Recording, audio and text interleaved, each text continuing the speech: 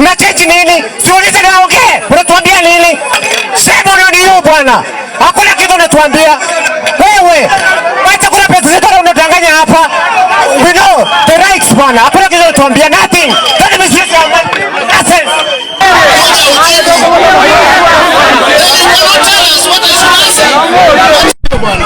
If you can nimekuja niwaeleza hivyo.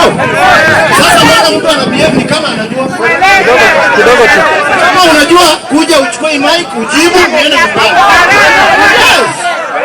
We cannot operate like that. Construction of an early childhood development education ECD classes worth 3.5 million. Environment, water, irrigation and natural resources. The boreholes are to be drilled for 4 million. Expansion of boreholes 1.8 million.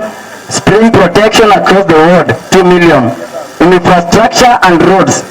Opening on Maram roads, it costed 8 million. The purchase of Maram alone was 2 million.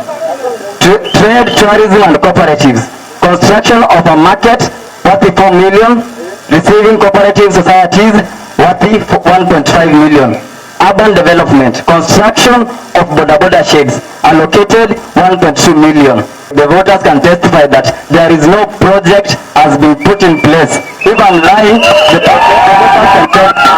Any project has never been delivered. But I say according to the budget, the amount which was located is located. Where is the amount? We need the government, county government of Nyamira to follow up, and we get the proper procedure how the amount was used because it has been located to the Bokeira ward.